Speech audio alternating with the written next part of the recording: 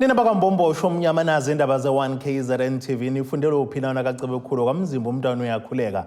Sanibonani nazo kwizona ehamba phambili. Uvelile osola ngokunquma uqhoqhoqho udadewabo. Isichotho sidale umonakalo empangeni kanti abamatekisi bathi balilungele iphasika. Kusenzima namanje emndenini wakantini eMzumbe Onqume oseningizimu nelikaMthaniya ukwamukela ukuthi indodana yabo yenzeke ihluku kanye nesenze sinobulwane ngokuthi igwaze ibulala iphinde inquma udadewabo Uqhoqhoqho yebona yakhe nje imsolo ngokuthi uyathakatha ehlangene nomakhelwane. Ukhulumela umndeni obeyingxenye amalungu omphakathi abekade ebhikisha ngaphandle kenkantolo yaseMzumbe usanele Ntini lapho umsolo bezofaka khona isicelo sakhe sebhayili uthi abasamdinga umsolo kuba kadedelo ngoba unomngozi kanti beumndeni senzo sakhe sisabenza abahlale bethuka izanya. Uvele kafushane enkantolo kaMantshi yaseMzumbe owesilisa osolwa ngokubulala udadewabo ngokumgwaza amanxeba ambalwa wabe semnquma uqhoqhoqho phambi komntwana wakhe oneminyaka emibili ayemphethe ngesikhathi ebulawa. Kanti umsolwa kuthiwa wambulala ngoba emsolwa ngokuthakatha ehlangene nomakhelwane. Umphakathi waseMthwalume ubuphume ngomningi kanye namalungu omndeni wakantini babhekishe ngaphandle enkantolo bephikisana nokuthi umsolwa athola ibhayili. Ukhulumela umndeni wakantini uthi kusenzima namanje ukwamukela into eyenzeke emndenini wabo. Ngokuzwa kwethu kuthiwa uzocela ibhayili kodwa thina sambisana nalokho. Sizokwenza ngokusemandleni ethu ukuthi akayitholi ibhayili asemdinge ngaphandle ngoba kuyena umuntu ongahlala nomphakathi. Izingane nje ziyamqwaya abantu abadala bayamqwaya nathi somndeni siyamqwaya so asivumelani nokuthi athole ibhayili. Iqhuba uthi ufisa umfowabo abangayitholi ibhayili futhi avalelwe isikhathi eside ejele. Uthi basadinga usizo lokweluleka ngokwengqondo yena nabantwana bamufi njengoba kuze kube manje kusenzima ukulala ebusuku. Sifisa ukuthi abolele ejele nje avalelwe la izovalelwa khona kuthatha isikhiye silahlwe lapha angaphumi inhlobo njengaphandle. Kusanzima kakhulu especially ebantwaneni ngoba bayathukeza ngisho ebusuku uthola umntwana ethukeze ekhala sivu kwamini uqobo angikuthola ukulala fanele ngize ngiphuze into ezongilalisa kuyima ngithola ubuthongo. Kunzima kakhulu akamukeleki futhi kusazothatha isikhathi ukuthi kwamukeleke. Siphazamisekile kakhulu yabona nje ekhaya imina nabantwana bagcwele igceke so ngiyadinga ukululeka ukuze yonke into ngikwazi ukuyithatha kalula ngoba kwamanje angakwazi ukucabanga kahle ngenxa yalesehle sehlekile. Usekela sihlalo wenhlanganelo lamalungelo abantu besifazane nezingane iWomen of Umthwalume uthi umsolwa akasenayo indawo emphakathini ngakho bayafisa umthetho umvalele. Sizoma la enkantolo sizowalisa inhlonge yethu sizothi no bhayili kumbulali obulale udadewabo ngesihluku. Simdinga ehleli phakathi ngoba akafanele ukuhlala ngaphandle emphakathini ubukeka eyingozi emphakathini ngendlela enze ngayo. Sizocela ukuthi mengabe kuthena uyayithola ibhayili uhulumeni abone ukuthi umisa kuphi ngoba ngibone ngazi ukuthi akuzuba right emphakathini ngendlela umphakathi othuthumela ngakhona. Ngibona ukuphepha kwakhe kukuhle uma ngabe ukuthi uyaphumuza emphakathini kodwa uma ukuthi uhulumeni ke uyasinika lelo thuba lokuthi cha singabona ukuthi senze njani ngaye sebengamletha ke emphakathini akho singakusho. Ubese nxusa abantu besifazane ukuthi basukume babike uma bethola ukuhlukumezeka. Na udadewethu siyathola ukuthi ubekabika ukuthi akahleli kahle kodwa ebika ukuthi kwabantu abangakwazanga ukuthi basukume bakwazi ukuthi bamvikele. So siyakunxenxa kakhulu kubantu besifazane ukuthi isimo sikho right uma kunento musukubekezela baleke ongcono suka lapho ukuze impilo yakhe ikwazi ukuthi iphephe. Umsolo uyilaqazile ibhayili icala lahlehlela mhla ziyi-12 kwephezulu. Ezindabeni ze1KZNTV kubika uZamando Sicele ngisenkantolo yaseMzumbe. Meka masipala umhlathuze enyakatho nekaMthaniya uXolani Ngwezu uholi ithimba ebelekade ke lihlola umonakalo odalwe kwesichotho ehlasele kule ndawo sacekela phansi ingxenye enxanxathele ezitolo eSanlam Center kanjalo ke nezakhiwo zikamasipala nemizi engwelezane. uNgwezu uphinde wadlulisa kamazwi enduduzo ngemuva ukuthi kube nesisebenzi ke edluleke emhlabeni sidilikelwa ubonda esakhuweni ke ebesisebenzela ke kusona e5 Ways Mall eMpangeni.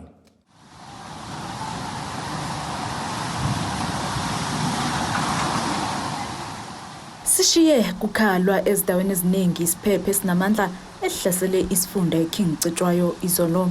Lesi siphepho sicekele phansi izakhiwo eziningi sibala izakhiwo zikamasipala, esamaphoyisa Inxanxathela yesitolo iSanlamsense sempangeni, isikhumulo sezindiza esisebheyi, amabhizinisi neminye nje imizi yabantu. Ongwezi-ke uthi-ke mkhulu umonakalo odalekile, kodwa-ke okubuhlungu kakhulu ukuphuma komphefumulo ube sedlulela-ke lapho kuyi-warehouse khona ekudlule emhlabeni kuyo isisebenzi sayo, kwathi-ke ezimbili zalimala kabi. Indodana-ke esisebenzi esidlulile emhlabeni uchaza ngokwenzekile. Washa amathuluzi kwaba nomoya strong yena wawubona ngoba ubebuka ngala uqhamuka ngakhona bona besithwe udonga. Wangena kwi-container kunemvula, then mayethu uyaphuma isana imvula udonga selwile. Mayethu uyafika ufica omunye wabo uyalenga lapha phezulu ubambeke ngekhanda phicizwa ama-blocks.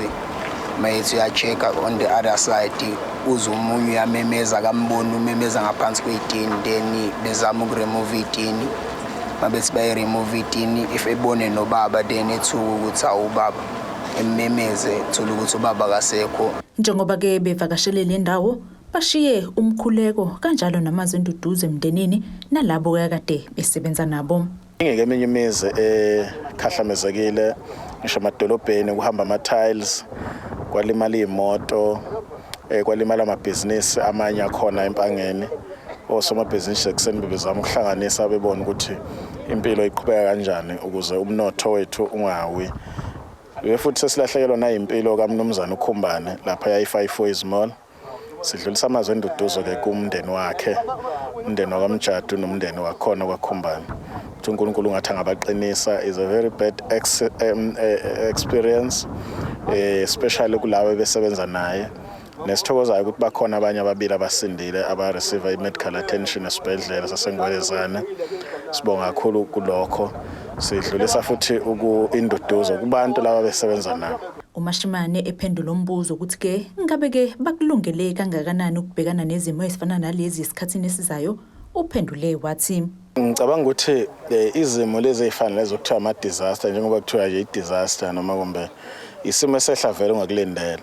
Okwethu ukuthi-ke sithi-ke ezingeni lethu njengomasipala sinakho esicabanga ukuthi kusuke kusemandleni ethu ukuthi sikwazi ukubhekana nalezi zimo, although singenawo amandla enele because of isimo seyinkece, kodwa ngaso sonke isikhathi senze sure ukuthi uma kuvela izehle ezifana nalezi siyakwazi ukusondela njengoba sisondelile sinxusa. Kodwa iminyango, ikakhulukazi umnyango wa-human settlement, ngoba sizowubikela ngakho konke okwenzekile bese sinxusa futhi senza ama-recommendations ukuthi cishe abantu abaseyimeni efinance bakwazi ukusizakala ngodaba lwe-housing. Akugcinanga kilapho baphinde sebedlulele eNgwelezane ukuyohlola nje isimo emzini-ke ebhidlikelwe amakhaya. Lezi-ke izindaba z1KZNTV, mina nginguSamukeliso Nqulunga, ngibika ngisempangeni. Inhlangano yabemboni abamatekisi iSantakho KwaZulu-Natal ithi ngomumo ukuthola abazalwane ngendlela enesizotha neziphephile njengoba kuza impela sonto ende yephasika. Lokhu kuvele ngalo okhulumela lenhlangano kulesifundazwe uMduduzi Makhunga kwingxoxo ekhethekile abenawo neziko leindaba eThekwini kulesifundazwe. Siyabonga ngesikhathi sakhe sibheke kwimpela sonto ezobe imatasa kakhulu la khona kuzobe kuneyinkonzo zephasika abazalwane bengena esifundazweni nabanye bephuma. Mhlawumbe ngokaSantakho nihlelele kanjani kuyisithuthi zomphakathi kakhulukazi kulezo isuke izoqasha abazalwana abasuke bephuma nabangenayo? Ngibonga kakhulu siswami, ngibingelele ababukeli emakhaya. Njobe seshilo usisi ukuthi uMakhunga okhulumayo owumkhulumeli kaSantakho KwaZulu-Natal. Cha, impela siyazi ukuthi sonke isikhathi manje esibhizi ngokwezokuthutha, ikakhulukazi amatekisi, abazalwane bazobe beqasha amatekisi. Nathi-ke sihlezi si-ready njalo ngaso sonke isikhathi ngoba sinophiko esilisebenzisayo esilithatha ngokuthi amaphoyisa emboni okuthiwa uHlokomela. Kuzo zonke izinkalo KwaZulu-Natal uHlokomela ukhona, usemgwaqeni usebenzisana nemboni ubheke imoto ukuthi akuzona imoto engekho emthethweni ezizolayisha abantu abangabagibeli. So kunama roadblock abazowenza nje kuzo zonke izindawo. Siyazi ukuthi abazalwana abanye bafuna ukugibela ama-overload. Izona izinto abazobe beyibhekile lekho ukuthi ayikho imoto elayisha i-overload. Belekelelana namaphoyisa ezomgwaqo la KwaZulu-Natal ngoba sinobudlelwano obuhle nawo. Makuqashwa imoto ke kwenzakaleni noma imiphi imigudu elandelwayo? Siyimboni yezokuthutha KwaZulu-Natal sithi abantu abaqikelele ukuthi uhlobo lwemoto abaliqashayo uma befuna ukuhamba uhlobo lwemoto olusemthethweni olugunyazwe uhulumeni. I-Avance nayo isemthethweni uma izokulandela imigudu efanele. Nje siyimboni la KwaZulu Natal meter tax ama-scholar transport sisebenzisana ndawonye nalabo bantu, but sine permit esisebenzisayo okuyiyona esukigunyazwa ukuthi ungahamba ufike la esiyithola eminyangweni sigunyazwe umnyango. Kanjalo nabama-meter tax siyabazi ukuthi basa abantu noma yikuphi. Uma isemthethweni imoto asikho isidingo sokuthi silokhu siyimisa siyivimba siyibuza ukuthi yaphi. Uma izohamba ngokomgudu efanele. Kuyahlupha-ke sisi. Kuneyimoto lezi sizaziyo ukuthiwa amaphele igcwele umhlaba wonke. Asikwazi ukuyiyekelela nathi njengemboni ukuthi zizenzele umathanda emsebenzini wethu njengawo wonke umuntu ongathi mevuka ekuseni sekukhona umuntu osethatha umsebenzi wakhe uzobuza ukuthi why usuthatha umsebenzi wami. Kusuke kuukubuza sigade umsebenzi wethu. Angeke size sikwazi ukuyeka ukugada umsebenzi wethu ngoba nathi iwona umsebenzi esiphila ngawo. Siyacela ukubambisana kakhulu kubafowethu laba banalezo imoto ukuthi abenze ngendlela efanele bejoyine association abakhona ngeimoto eindaweni lapho kufanele khona bengenzi okungayisikhona. Siyabonga ngoba ngesikhathi sakho. Kubonga mina. Iminyaka kamasipala waseKingcetshwa uThamsanqa Ntuli useshayela ihlombe umphakathi wakwad 18 ngaphansi kamasipala waseMlalaza eShowe ngokuqinisekisa ukuthi umsebenzi wokufaka kwamanzi kule ndawo uba yimpumelelo. uNtuli uthi nakuba uhlelo lokufaka kwamanzi umasipala oluphethe kepha ukuphothulwa kwawo kule bekuleleke ezandleni zomphakathi njengoba bekade kefakelwe endaweni yawo. uGodidi usho kanjena ke namuhla ngenkathi yokwethula ngokusemthethweni lolu hlelo lamanzi aseqalile ukuphuma ngemuva kokwethula kwesenkontileka ngenyanga kaMfumfu nyakenye. Umeya kamasipala eKingcetshwayo uThami Ntuli uvule ngokusemthethweni isiphehle samanzi endaweni yaseThafeni kuward 18 ngaphansi kamasipala uMlalazi. uNtuli ubonga amalungu omphakathi ngokuqinisekisa ukuthi lolu hlelo lwamanzi lwenzeka luze luyaphela ngaphandle kwezingqinamba. Ngithokoza kakhulu ezweni senkosi ukuba kube khona ukulekelela ugada kwalomsebenzi obuwenziwa nokuyibophezela nje kwenu ukuthi umsebenzi ungaphazamiseki uzophela. Kodwa ayikho into engithokozise uma bengibikela ukuthi umsebenzi esazowuthula la usukwazile ukuthi uphetheke. Abantu sebeyakwazi ukuthi baxosha amanzi. Inkosi yesizwe sakwaKhoza khona eThafeni, inkosi Zwelombango Khoza ithi bazoyibhekisa kwezikhali zamantungwa ingqalasizinda njengoba bese kunesikhathi eside bahluphekela amanzi. Sekukuningabe eseke bafika baphatha ngaphambilini baze babaleka bashiya kodwa namhlanje kusha lokhu kunjengemana ehlile kuthina namhlanje ehliswa ubuholo kade bulapha ubaba uMphemba noma yanabo bonke kade ehamba nabo namhlanje kuyimana enkulu kabi kuyaqala. Umphakathi lapha sinobuholi bonke induna amakhansela sizozama ukuthi bethele isipikile ukuthi lo msebenzi sokugade ngendlela yonke siwuphathele sokuyikhalisa kwaKhoza hayi sakwakhumalo ngoba kwaMantungweni angibazi kodwa lezi sokuphathela sokuyikhalisa kwaKhoza lo msebenzi. Kanti ke esinye sezakhamuzi zaseThafeni uSihle Mthethwa uthi ubonga ukubona umehluko yize kungesikhathi esingakanani umeya uNtuli engenile. Sibonga kakhulu kumeya ubaba uNtuli waseKingcetshwayo ngoba ukhombisile ukunakelela umphakathi akakapheli isikhathi esingakanani ekhona kodwa umsebenzi sesiyawubona. Siyajabula ke somphakathi wakwaKhoza ukuthi amanzi ngoba bekuyiyona inkinga yethu sesiyabonga ukuthi sesinawo amanzi noma ke kusekhona okunye kwizidingo zomphakathi kodwa ke sinethemba ukuthi uzoqhubeka ngoba useqalile umsebenzi siyawubona. Ezindabeni ze1KZNTV kube kumqondisi Miyeni eThafeni eGingindlovu. Ake sithi shelele idolo umbukeli sobuye sibuye nezinye zendaba.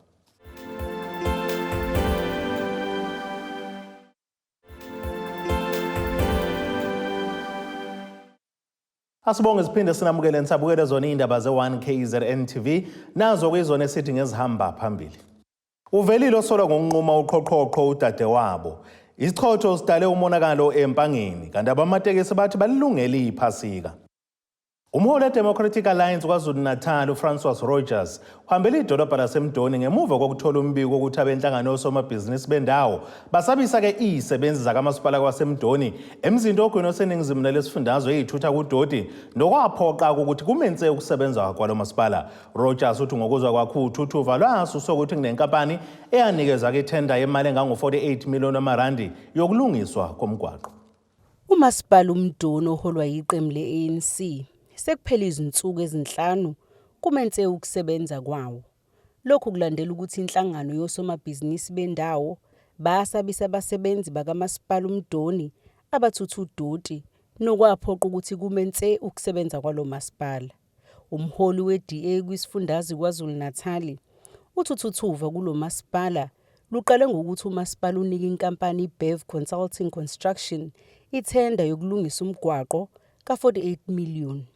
Uthi labo somabhizinisi bebekhala ngokuthi abazange babandakwanye ngesikhathi kuzokhishwa le tender. I was informed last week that once again the local labour forum had started intimidating refuse removal staff and various other municipal staff, and services came to a grinding halt.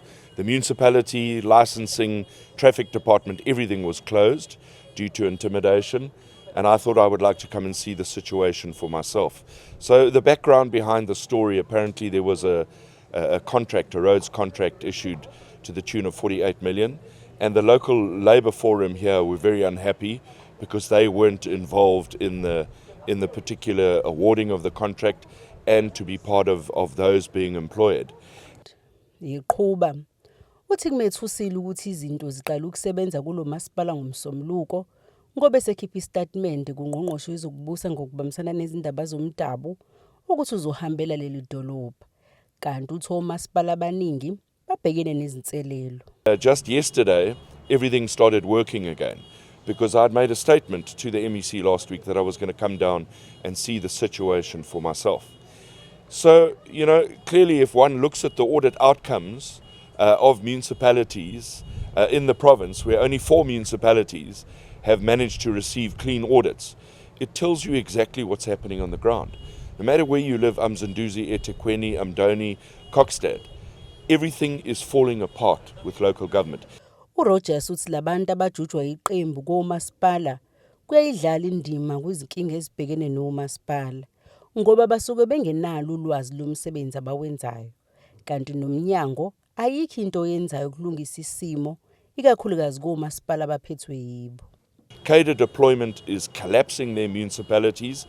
I was a councillor in Kokstad for many years, and you can see that people who are appointed to technically skilled positions and senior positions in municipalities are there because of their political connections and not there for their fit for purpose or their ability to do the job. If you look at Kokta, they're always very quick to act. When it's an IFP or a DA-led municipality, they're very quick to intervene. But when it's their own municipalities, they drag their feet or they just disappear. Leli dolobha ligcwele imfucuza kanti nomgaqo oya lapho kulahlwa khona uDodi uvalwe inhlangano yosomabhizinisi bendawo. Ezindabeni ze1KZNTV kubikuza Mando Sicele ngisemdoni. Kube nezinyembezi zenjabulo komunye wemndeni yakaMpumuza eMgungundlovu maphakathi nelekaMthaniya njengoba kunikelelwe ngendlu enempahla yasendlini ngabomnyango wezokuhlunyiswa kwezimilo. Lo mndeni wakhahlamezeka ngesikhathi seyikhukhula ngonyaka owedlule. Kanti ukhomishana lomnyango KwaZulu-Natal umnikela nxele uthi basebenzisa izandla kanjalo ke namakhono eziboshwa ukwakha lendlu kusuka phansi yazi yaphela yafakwa amanzi kanye nogesi ngaphakathi. Injabulo emndenini owakhahlanyezwa yizikhukhula njengoba wakhelwe indlu entsha. Yangena nje imvula iqhamuka ngamandla yapodlozala ngemuva. Kuninto ezingaphakathi zonakala nje kakhulu. So nje sagcina sesinenkinga ukuthi singasakwazi ukulala kahle ebusuku. Kade ngangifisa ukuthi ngakhela umangi ngingazi ukuthi ngizoqala ngalaphi. But sengijabula kakhulu ngoba sekufezekile ukuthi kwenzeke kade ngikufisa because bethi ngiyazama ngingahlangani because noma ubengaholi nanempesheni. Uqiniso Dladla osedonse iminyaka eyi15 ebhadla ejele uthe uyajabula ngekhono aselitholile njengamanje. Siyaluleleka njengoba singaphakathi, so njengoba ngikwazile ukuthi ngibe umunye wabakhethwayo ukuthi babuye bazokwakha la babuyisele emphakathini, kukhomba kona ukuthi kusho ukuthi khona abaphathi abakubonayo kumina. So ngiyakubonga kakhulu, ngizizwa ngibaluleke kakhulu naleli thuba engilitholayo la namhlanje, ngilithatha njengethuba engazi ukuthi ngalifanisa nani. Ngiyabonga kakhulu, nakhona futhi sicela ukuthi uhulumeni asizwele, singagcini nje ngokuthi sifike ngoba sizokwakha la size sigugele emajele ngoba sigugele ngiboshwe ngimncane, iminyaka esengiyihlalile la noma abanye bethu iminyaka sebeyihlalile la ibheke ko 30 years manje, khona omunye nje ona 28 years osehlale la, mina iminyaka esengiyihlalile la yu15. So nje siyacela, sesizwile, sesifundile, sesibonile, sinako futhi sebesinikile esandleni esizokwazi ukuthi siyiphilise ngako njengoba nibona nje umsebenzi omuhle kangaka osowenziwe la. Ukhomishana wamajele esifundazweni uthe uyabonakala umsebenzi wabo njengamajele. Esiqhakambisayo ke thina njengomnyango ukuthi insizwa zami ebezibambe iqhaza kwakweni kwalesakhiwo zenza umsebenzi omuhle obonisa ukuthi umnyango nokho nawo usebenzisana nabaningi, uyakwazi ukuthi usize laba abasuke bonile emphakathini bagwetshwa bahlala nathi bathatha izifundo, ezinye zezifundo ke njengengxenye yokwakha umuntu kabusha kungukuthi umuntu akwazi ukuthi abe nekhono, ngoba sithi abantu kufanele mabeqede labafana abenza umsebenzi omuhle umphakathi ukwazi ukuthi ubamukele, ngoba sekukhona bakwazi ukwenza, bakhuthazwe bayeke ubugebengu bangabe saphindele ejele.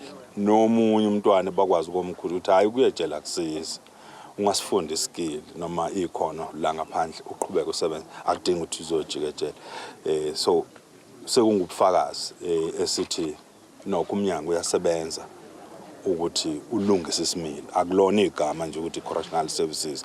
Lo mcimbi bewuhanjelwe na inkosi yesizwe samampumuza kanye nezinye izinhlaka ezahlukene. Ezindabeni ze1KZNTV ngo-Enda Dube ngikwampumuza. Abantu bakuleli bayakhuthazwa ukuba bakujwayele ukuhlolela izifo ezahlukahlukene ezingaba semzimbeni yabo. Esinye sazo ngeselapus okuyisifo kesibulala amasosha omzimba kanye ke nezitho zomzimba ezifana nezinso, inhliziyo nokunye, kanti okubuhlungu kusenzima ukusibona nokwenza selokhu siqhubeke njalo nokubulala abantu kulelizwe. Lokhu kuvezwe yiloko waphathwa ke lesifo uBonga Iqhini osho kanjena ke ekhuluma ke neziko lezindaba le1KZNTV ngesikhathi kwethulwe ngokusemthethweni inhlangano ebizwa nge-Esihle Sam Foundation nokuhloswe ngako ukuqwashisa umphakathi ngaso belesifo esibukeka ke sesandile kakhulu kazi kubantu besifazane bebala elimpisholo. Ukungabi nolwazi olutheni kubantu malungana nesifo esibukeka siyingozi ilupus kuholele ekusungulweni kwenhlangano okuhloswe ngayo ukufundisa ngalesi sifo. Omunye wabake bahlaselwa yilesi sifo udaluluke ukuthi inqwaba esidlule emhlabeni ngenxa yaso kwazise kunzima ukusihlonza.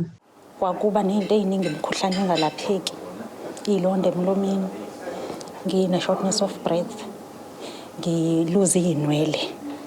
Ngabona ukuthi ake ngihamba odokotela, ngabahamba kakhulu odokotela kodwa behluleka ukudiagnose lesifo, asidiagnose kalula njengoba si-autoimmune system okusho ukuthi amasosha ami ayelwisana nomzimba wami.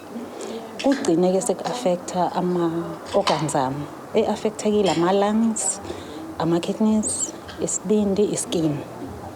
Okubuhlungu ngelupus ukuthi ubuke kuphilile njengoba nami ngibukeka ngiphilile. Into ebuhlungu ngaso nje ukuthi asidiagnose kalula, sometimes sidiagnoseka sesesa-affecta kakhulu. Like njengoba ngisho ama-kidneys, some people sebeshonile bebulawa yile sifo kodwa kungaziwanga ukuthi ilupus. Abanye kuthiwa ubulewe inhliziyo, omunye kuthiwa ubulewe ama-kidneys, kanjalo kanjalo. Ngokucwaningo lesi sifo sicishe sifane nomdlavuza njengoba ke sibulela amasosha omzimba. Impawu zaso ukukhathala ngokweqile, ubuhlungu obungapheli emzimbeni, ukuphela kweinwele nokuba ntekenteke, umkhuhlane ongapheli nokunye okuningi. Abesifazane bebala leminyama kanye namandiya abaneminyaka ukusukela ku15 kuya phezulu yibo abasengcupheni enkulu yokuhlaselwa yilesi sifo. Abesilisa nezingane bangu 10% kuphela abasengcupheni yokuhlaselwa yisona. Nakuba-ke singathelelani njengegciwane le-COVID-19, kuyavela-ke ukuthi uma ekhona oke wahlaselwa yiso emndenini, maningi amathuba okuphinde sibuye. Si-affecta kakhulu abantu besifazane, abamnyama namandiya, kakhulu between the ages of 15 to 45.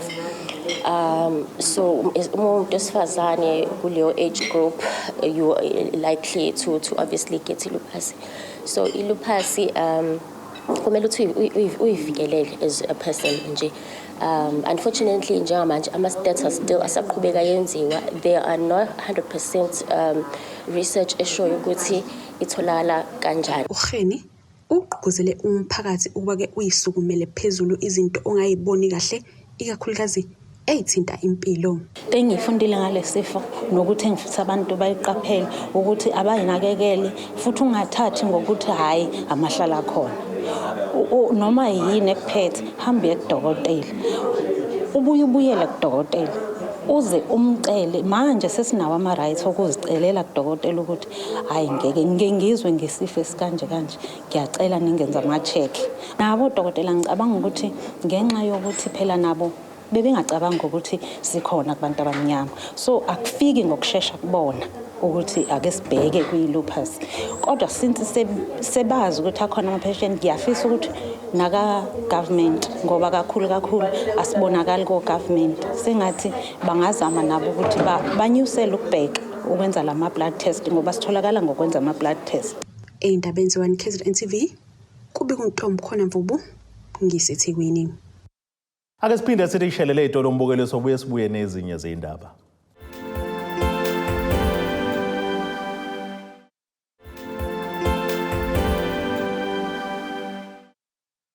Nina besela sibonge siphinde sinamukele nisabukele zona indaba ze-1KZNTV nazo kwizona ehamba phambili. Uvelile osolwa ngokunquma uqhoqhoqho Udadewabo. Isichotho sidale umonakalo empangeni kanti abamatekisi bathi balilungele iphasika. Ake sibheke engosini yezomnotho.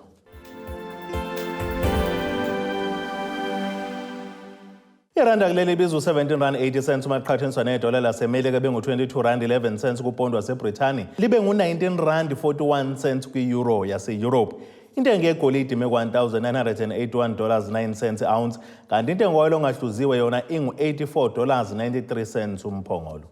Ake sibheke engosini yezemidlalo.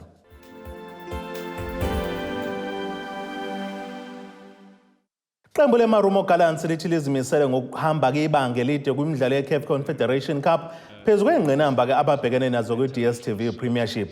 IGallants ibivele isizibekisela indawo kwimidlalo yokuhlungela ukuya kowandulelo lwamanqamu lomqhudelwano ngesikhathi inqoba ngamagoli ka-3-2 kwi-St. Eloi Lupopo yase-Democratic Republic of Congo emidlalweni wokugcina wamaqoqo ubukade kubanjelwe ke-Dobsonville Stadium ngesonto kusihlwa. IGallants iqede iqhokele ku-Group A ngamaphuzu ali-12 emidlalweni ke-A6 ihamba ke phambili ngephuzu elilodwa kwi-USM Alger yase-Algeria naye engene kwimidlalo yowandulelo kowamanqamu ngokuqeda endaweni yesibili. Ake sibheke nasisimo sezulu esingalindeleka.